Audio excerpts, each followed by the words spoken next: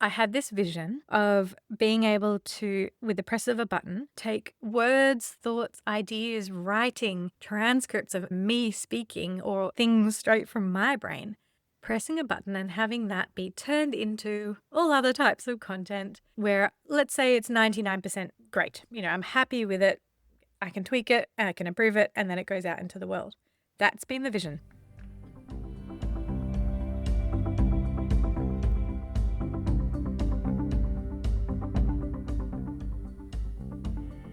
Welcome to the Differently Aligned podcast for neurodivergent business owners. I'm Adina Levy. I'm an autistic ADHDer, business coach, speech therapist, professional educator, and multiple business owner. I support neurodivergent business owners to create businesses that are sustainable, enjoyable, impactful, profitable, and burnout free. I provide safe spaces for you to share with like-minded community who get it, me included. Everyone is welcome here, whatever your neurotype, gender, race, any other intersections, and special, fantastic, unique things that make you, you are welcome here. This podcast is recorded on the Aboriginal lands of the Gadigal and Bidjigal people. I acknowledge the traditional owners, elders past and present, and I extend my respect to any First Nations people who are listening in. Hey there, folks. I want to demonstrate to you how I use my AI prompts, tools, frameworks, and all the systems that I've been building for myself to help me create content in a really friction-reduced way. I'm not going to say friction-free. I don't want to oversell this. But if you have been playing along and noticing, I've not put out many podcast episodes this year. I've not put out many Instagram posts this year. I've been fairly quiet.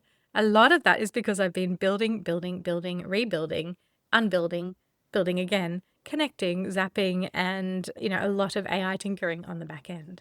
And the really cool, exciting thing is I'm getting to a point that I can use what I've been building, but I can share it with you as well. If you're listening when I put this out, in the middle of November 2025, I'm running a live training on Friday, the 21st of November. The recording will also be available for a short time afterwards.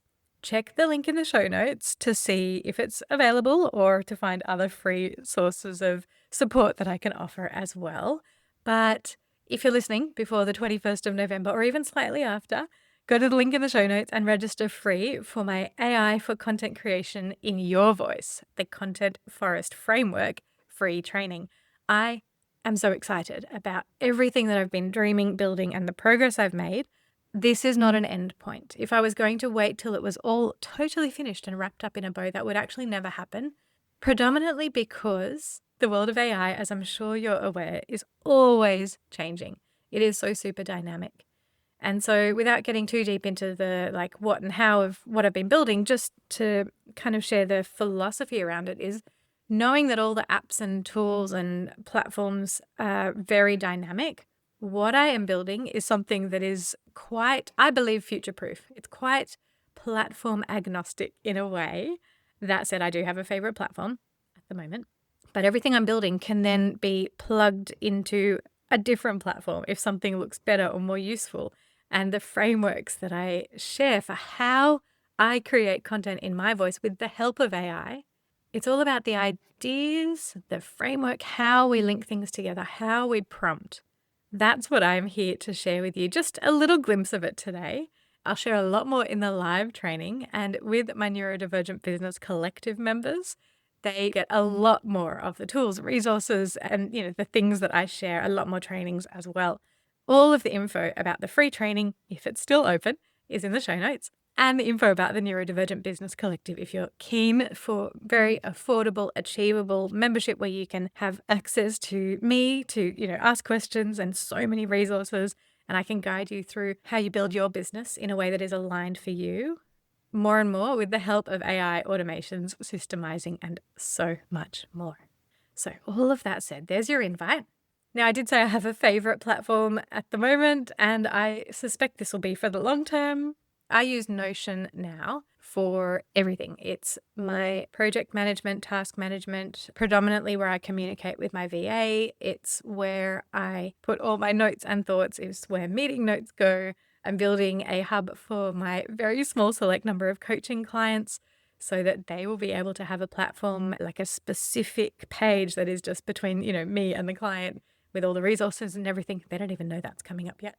Notion is brilliant. Now, I'm still learning the capabilities of it and the limitations, but one of the coolest things is it's got AI inbuilt throughout the whole thing, which means when I'm talking to AI in the same way as you may chat to ChatGPT, it can access all the content on the boards, or I can tell it what to look for. So it can find, what's in my task list for today. It can synthesize things. It can actually create things. And I will put a little caveat. You got to be a little bit wary there. So kind of how you let it create things, because it can also destroy things. Like all AI tools, it can make mistakes, and it does. So this is something to keep aware of, but it is incredibly powerful and useful. It is where my personal content forest lives. And let me tell you what that is in a moment. But yours doesn't have to. If you happen to use AI anywhere else, like if you are using Claude, if you're using ChatGPT, if you're using Copilot, if you're using Canva AI, each platform is a bit different. They're always morphing. I'm not going to tell you you have to use my process anywhere particular. I will say that Notion is especially helpful for it. So what is the content forest? The content forest is a dream, a vision that I've had for years and years and years, but admittedly until a couple of weeks ago, it was called the content machine. And I had this vision of being able to, with the press of a button, take words, thoughts, ideas, writing, transcripts of me speaking or things straight from my brain, pressing a button and having that be turned into all other types of content where, let's say it's 99% great. I'm happy with it. I can tweak it and I can improve it, and then it goes out into the world. That's been the vision. So I had this idea of the content machine, and I kept getting stuck on the kind of how I was going to make that vision actually turn into like a reality. What did it look like? How did the pieces move together? I had icons and imagery that I'd actually literally was using, things like cogs and robots and so on. And it wasn't until I had a reframe, and admittedly this was on a walk. I was going for a walk, thinking about, I don't know, birds flitting about, something like that, stepping away from, the content machine. And I realized it's a content forest. And that opened up so much for me. There's so many metaphors and connections, and this will sound a little woo, and I'm not the most woo person, but it really helped me feel more connected to the reason why I'm building the content forest. The content machine felt too distant, too clinical. And even though the idea of it was to take my thoughts and ideas and reimagine them in different ways, it didn't have heart and soul. And when I think about a forest, I think about something beautiful, growing, connected, colorful, dynamic, sometimes hard and challenging, and sometimes beautiful and enlightening. All of it just clarified to me that the content forest is the metaphor and the terminology that I needed to build, so that I can connect with the big, big, big idea, which is whichever business I'm using it with, whether it's my Play, Learn, Chat business, where I provide supports for grown-ups who are helping neurodivergent kids have a better life, or whether it's in differently aligned business coaching, this business, where I'm helping neurodivergent business owners and folks who want to do business differently to find their path to a more aligned business. Whichever business I'm creating content in, the whole point was that I'm here to share and connect and inspire, and Content Machine wasn't doing that for me. Content Forest helps me keep connected to the big why, that purpose of growing ideas, growing connections, inviting people into my forest. Oh my gosh, the metaphor is there. It's big, and I could go on for hours. I'll try to contain it a little bit, but it was a revelation, honestly. I don't use that word lightly, but it was. So here we are. That's what the content forest is on a very big level. Now, on a more technical level, the content forest is all about helping me create versions of my own ideas, share versions of my own thinking and writing, so that I can repurpose and continue to grow new content and share with more people in my voice, with my ideas and my perspectives. I think we've all come across and maybe shared ourselves very, let's say, bland AI-driven content. I'm going to give you an example of this. So a live example while I'm chatting with you. I am in an incognito window of Chrome. So I'm not logged into ChatGPT. This version of ChatGPT doesn't know me. I'm not logged in at all. I am going to say, write me an Instagram caption about how not to burn out as a neurodivergent business owner. Okay, I'm going to read it out for you and I'm going to describe the emojis. So I haven't given it any context. It has no style. It doesn't know my thinking. Let's see what ChatGPT has done with that prompt. Burnout isn't a badge of honor, especially for neurodivergent entrepreneurs. Yellow love heart emoji, sparkle emoji. Your brain works differently, so your business gets to too. Here's your gentle reminder, brain emoji. Build systems that fit your brain, not the other way around. Sand timer emoji. Work in energy waves, not rigid schedules. Little bell with a cross through it, like no notifications kind of emoji. Protect your sensory and social bandwidth like it's revenue, in brackets, because it is. Hands, like holding, shaking hands emoji. Ask for support before you hit the wall, not after. Chat bubble emoji. And remember, consistency doesn't mean daily, it means sustainable. Firstly, I'm confused about the chat bubble emoji, what that has to do with that. But anyway, let's keep going. Then it says, your business thrives when you do. Take care of the creator behind the creation. Yellow heart emoji, sparkle emoji. Look, it's not bad. And some of the ideas are good. They're very generic. I talk about some of these, but the way that I talk about them is in my unique voice, my perspective, my stories, my ideas, my language, my frameworks. That is so important to me that when I'm using AI, which I do a lot, when I'm using AI to help me either think of ideas, repackage ideas, and share ideas, that it doesn't lose the me. And that is so important because in this age where everyone pretty much is using AI, ChatGPT, not everyone, some people are stepping away from it and that's okay. And I am going to not be the person to guide them because they don't want to know about this stuff. But if you're open to it, if you're open to learning how to use AI better, oh my goodness, please join me for the free training. Please stay here and keep joining me to learn how I'm using AI to keep my voice in what I share.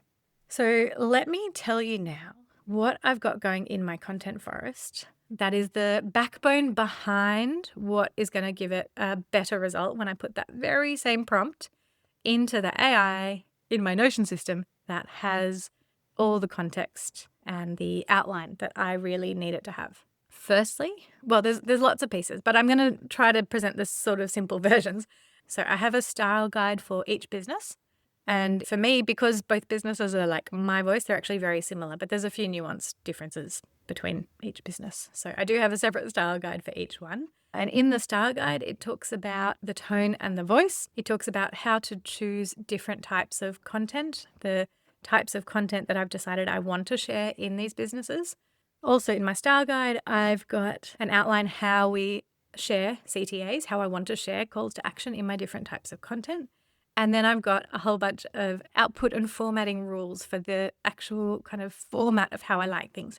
What's the format that I like for my carousels? Like how should AI break down my ideas so then that becomes the carousel? What does it look like to then become the caption the way that I like it? I've got examples of what that should look like. It basically has instructions for this kind of content should look like this or should be made up of these components. So style guide is super important. And that forms what I see as the roots of the trees in my content forest system.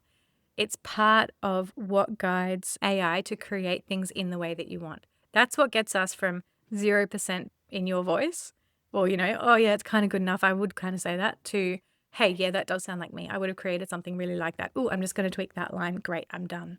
But also what goes into the roots are the bigger ideas, the vision, the background behind what are you building? Why? What do you value? How do you want to connect with your audience? What do you want to talk about and share? And all of the strategy and direction behind it. Putting in the work to create these guides and to figure them out is a project in itself, and it's greatly facilitated with AI to help you work through each step. And my Content Forest framework does help guide me through each step.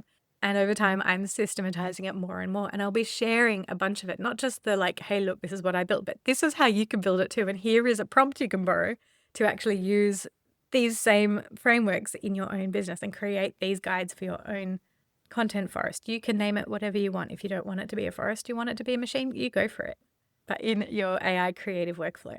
But the biggest piece of the content forest that I need to share with you is if you want the output to be anything like your own voice and perspective, if you want it to be still genuine to you, where AI has just helped you pull out some of your own ideas and package them in a new way, you need to have seeds.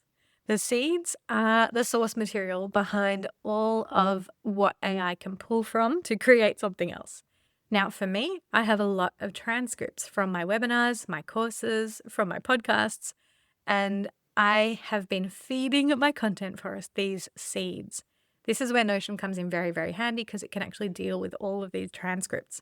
Your seeds may look different. It may be you like to write. It may be that you like to leave voice notes for yourself and not actually publish those original notes.